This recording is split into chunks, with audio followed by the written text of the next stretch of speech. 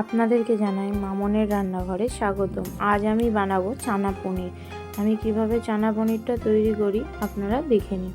প্রথমে আমি চানাটাকে ভিজিয়ে 6 ঘন্টা মতো রেখেছিলাম। এরপর আমি প্রেসার কুকারে 3 থেকে 4টে সিটি দিয়ে নেব।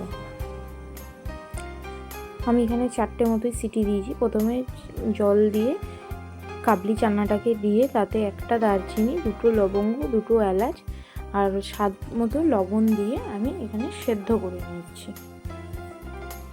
বাকি কি কি উপকরণ লাগছে আসুন দেখে নিই। আলু লাগছে, পনির আর সেদ্ধ করা যে চানাটা সেটা, আর লাগছে তেজপাতা, গোটা জিরে, শুকনো লঙ্কা, চিনি, জিরের গুঁড়ো, ধনের গুঁড়ো, হলুদ গুঁড়ো, কাশ্মীরি লঙ্কার গুঁড়ো, লবণ, আদা রসুন কাঁচা লঙ্কার পেস্ট, পেঁয়াজ বাটা, পেঁয়াজ কুচি, ধনেপাতা, টমেটো বাটা আর লাগছে গরম মশলা। এরপরে আমি কড়া ভালো করে গরম করে নিয়ে তাতে সর্ষের তেল দিয়ে নিয়েছি। এরপরে সর্ষের তেলে আমি পনিরগুলোকে প্রথমে ভেজে তুলে নেব। আপনারা কড়াটাকে আগে ভালো করে গরম করবেন, তারপরে তেল দিয়ে তবেই পনিরটা ভাজবেন, নাহলে পনির কিন্তু লেগে যাবে।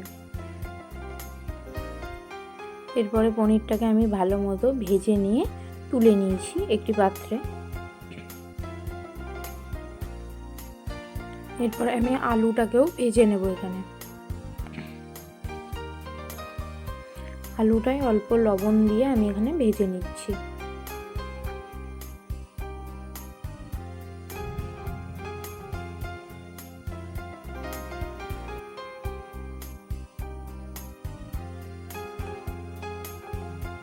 আলুটাও ভালো মতো ভাজা হলে আমি তুলে নেব।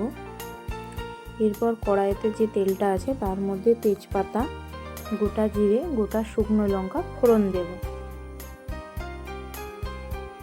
ফোড়নটাকে জাস্ট 2 সেকেন্ড মতো ভেজে নেব ভালোভাবে। ফোড়নটা ভাজা হয়ে গেলে এতে আমরা যে কুচিয়ে নেওয়া পেঁয়াজটা আছে সেটাকে দিয়ে দেব।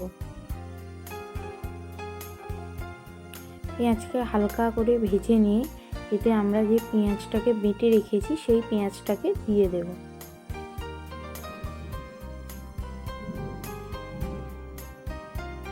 এখানে আমি একটা মিডিয়ামের থেকে একটু বড় পেঁয়াজকে পেস্ট করে নিয়েছি, আর ওখানে একটা ওই মিডিয়ামের থেকে একটা বড় পেঁয়াজকে আমি কুচি করে কেটে নিয়েছিলাম।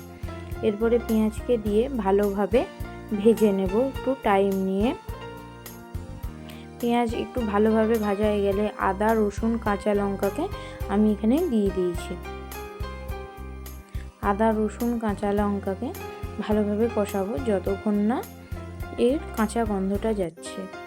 এরপরে আমি স্বাদের জন্য 1/2 টিস্পুন মতো চিনি দিয়ে দিয়েছি।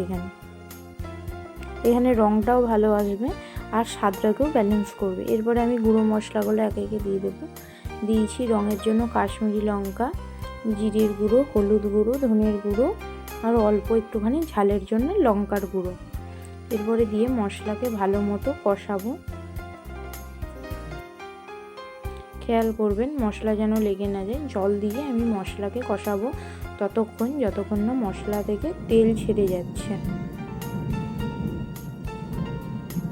এরপরে মশলা থেকে তেল ছেড়ে গেলে আমি এখানে টমেটো যে বেটে রেখেছিলাম সেই টমেটোটাকে দিয়ে দেবো। আমি এখানে একটি মিডিয়াম সাইজের টমেটোকে বেটেছি। আপনারা আপনাদের যতটা প্রয়োজন ততটা দেবেন, যতটা আপনারা কাবলি ছোলাটা নেবেন সেই অনুযায়ী মশলাগুলো অবশ্যই দেবেন দেখে শুনে। এরপরে মশলাকে আবার ভালো করে সেমভাবে কষাবো যতক্ষণ না মশলা থেকে তেল ছেড়ে আসছে। এরপরে আমি কিছুটা প্রয়োজন মতো লবণ দিয়ে দেব। আপনারা লবণটা অবশ্যই দেখে দেবেন। আমি আলু ভাজার সময় লবণ দিয়েছি, আবার মটর সেদ্ধ করার সময় কাবলি যে চানাটাকে সেদ্ধ করেছি তখনও আমি ওখানে লবণ দিয়েছিলাম, এই জন্য আমি মশলাটাই দেখে দিলাম। এরপরে আলু এবং পনিরকে দিয়ে ভালোভাবে মশলার সাথে আবার কষাবো।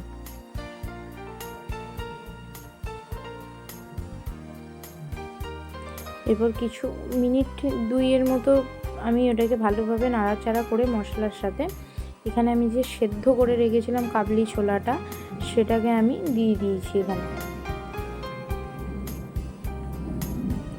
কাবলি ছোলাটাকেও দিয়ে ভালোভাবে এখানে আমি কষাবো। আপনারা যদি মনে করেন এই সময় একটু একটু জল দিয়েও কষাবেন। এরপরে আমি এখানে 1 চামচ মতো গরম মশলার গুঁড়ো দিয়ে দিয়েছি। গরম মশলা দিয়েও আমি আবার ভালোভাবে এটাকে কষাবো। মশলার সাথে কাবুলি ছোলা, আলু আর পনির ভালোভাবে মিশে গেলে, আর আপনারা কিন্তু হালকা হাতে নাড়বেন, কারণ পনিরটা আছে, নাহলে পনিরটা ভেঙে যাবে। করে ভালো মতো কষানো হয়ে গেলে আমি এখানে প্রয়োজন মতো জল দিয়ে দিচ্ছি। আপনারা দেখে জলটা দেবেন, আপনাদের যতটা ঝোলের দরকার ততটা আপনারা কিন্তু দেবেন। আমি এখানে খুব বেশি ঝোল রাখিনি, তাই আমি অল্পই জল দিয়েছি।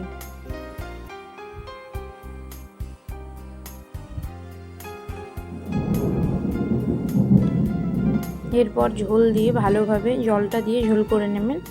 এরপরে ভালোভাবে ফুটে গেলে আপনারা এই সময় আপনারা লবণটা চেক করে নেবেন। যদি লবণ লাগে তাহলে আপনারা আবার কিছুটা লবণ এখনই দিয়ে দেবেন। এরপরে ধনেপাতা যে কুচিয়ে রেখেছিলাম, ধনেপাতা কোচানোটা দিয়ে আমি এখানে গ্যাসকে অফ করে দেব।